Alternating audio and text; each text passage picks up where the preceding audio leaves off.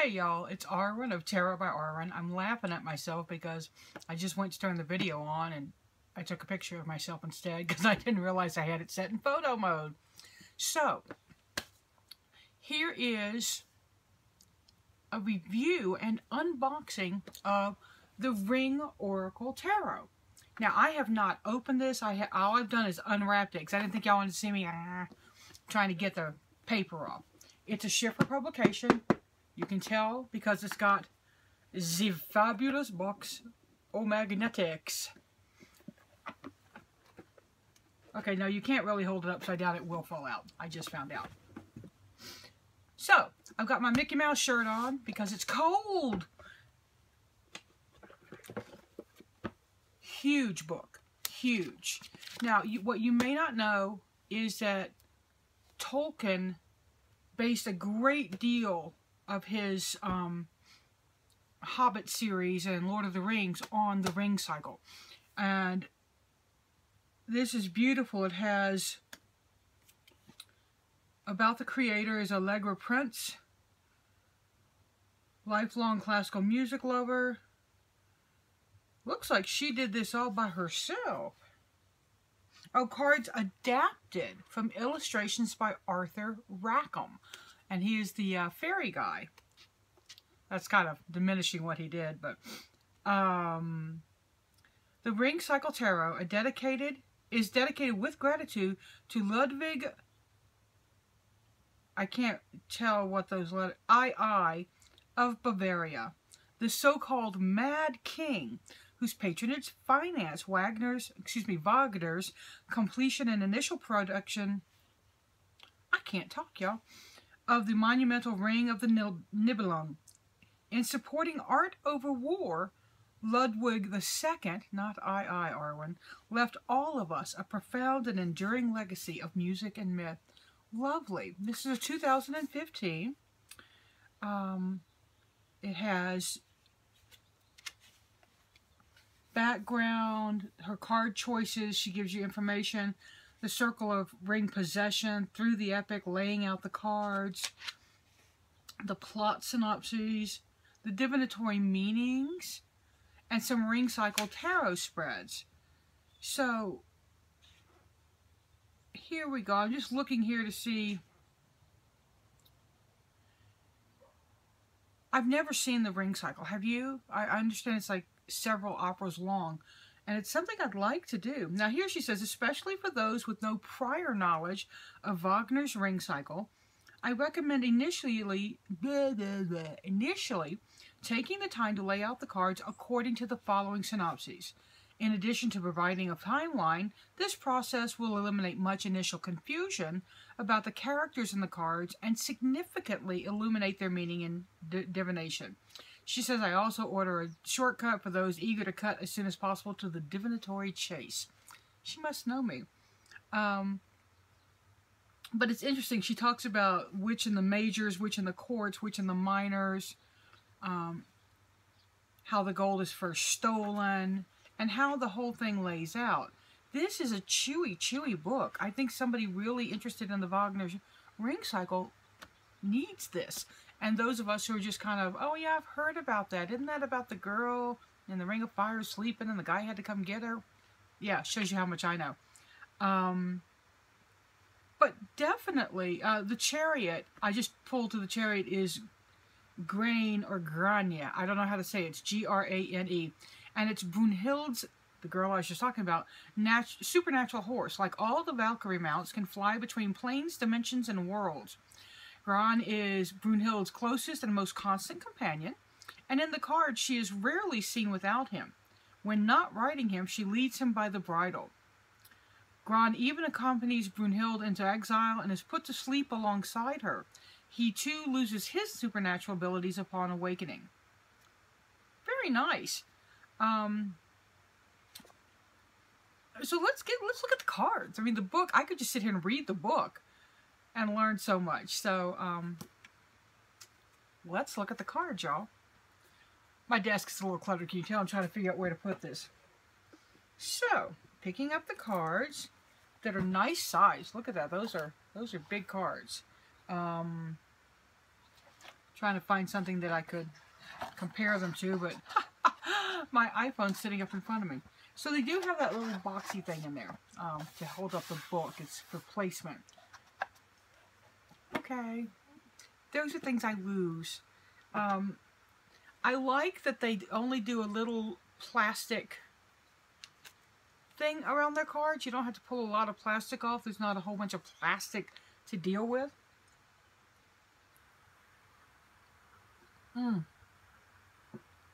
My Ghosts and Spirits. I'm going to be doing some ghost stories videos in a little bit. So let's take a look. Now remember, these are all Arthur Rackham illustrations. That's the Fool. And the Fool is Siegfried or Siegfried. And for those of you wondering, yeah, I cut my nails. Ember had cut hers, and I thought, yeah, I need to do that. So I'm an Ember girl. I guess I do everything she does? No. The Magician is nice. The Magician shows rising up out of the flame. Really enjoying that. I'll do the cards at the end of the video. I'll just do like a scan of them, or maybe I'll insert them in. Who knows?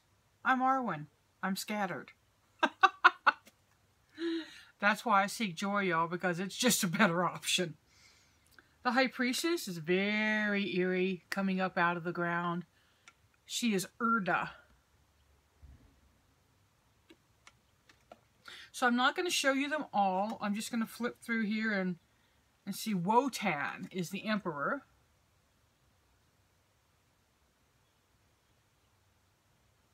I love how these Rackham just really played into this. Here's Brunhild herself as the Hierophant.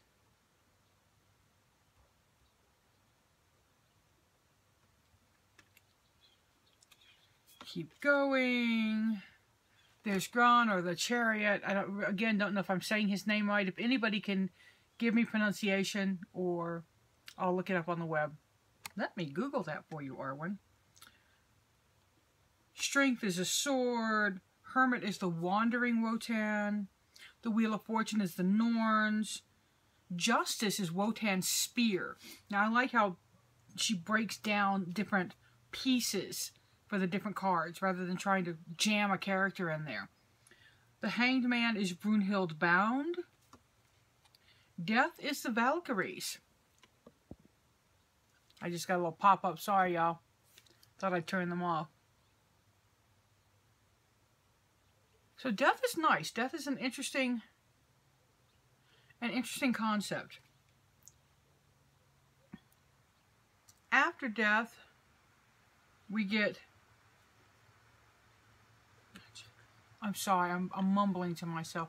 There's a card after death and I'm not familiar with what it is. In my head, I'm like, I think that's Judgment, but no, Judgment's later. Is that Justice? What is it? So we're just not going to talk about it right now because Arwen's having a brain fart. The Devil is the Ring of Power itself.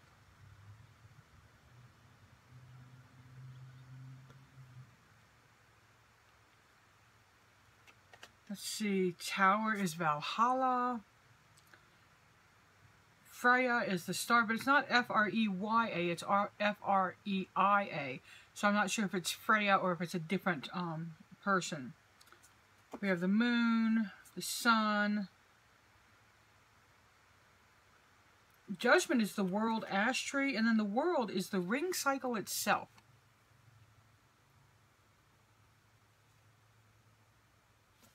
So I'm going to say that she went into a lot of work here.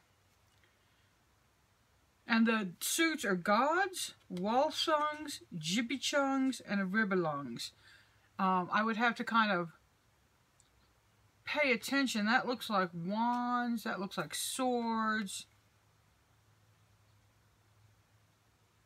That's got to be earth, and that's got to be water. I'm going to show them to you. And see, I haven't looked in the book to see it, make sure I'm right. This is King of Gods. The god suit, and that's Wotan. I'm going with fire and wands on that because of what he has in his hand. I know it's a spear, but you'll see why I'm choosing that as wands. Because here in the King of Walsungs, Siegmund has his sword, and so I'm calling that the sword deck. Excuse me, the sword suit. Again, I don't know. Pretty sure that the king of Gibichungs or Gibichungs is Hagen. I mean, I know it's Hagen, but I'm pretty sure he is the water or the cups suit. And this is where it comes in that Arwen really should have done a little more research.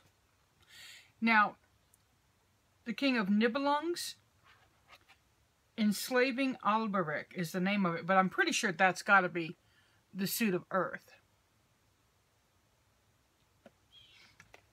So let's take a look here at some more things.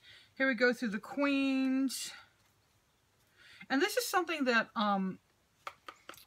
some tarot decks do. I don't know if Schiffer does it on all of them, but they put the majors and then they do all the courts and then the pips. I actually like them put in their suits.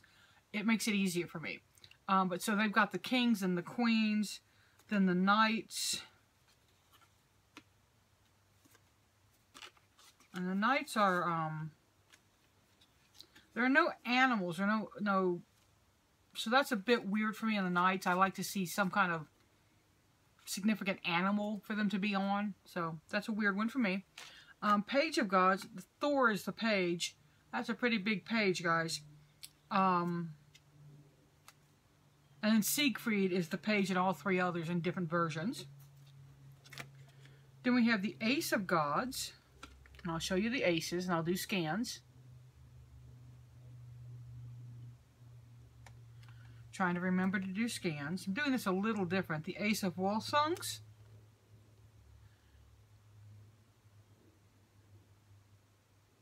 It's kind of a grim and bleak outlook, isn't it?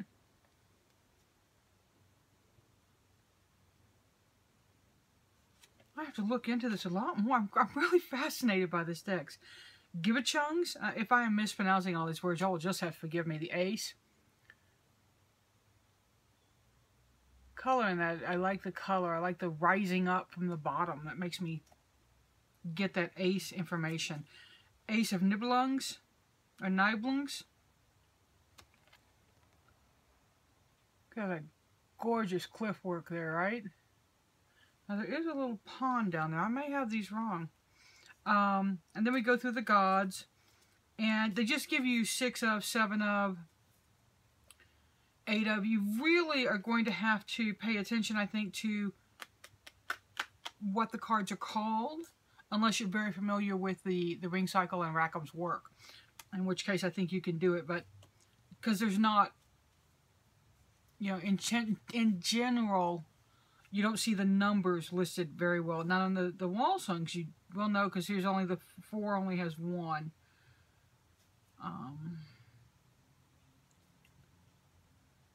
Yeah, it's a really interesting deck.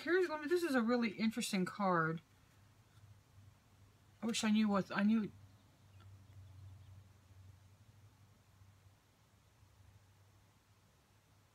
So, like I said, I'll do some scans of these so y'all can see some of the images.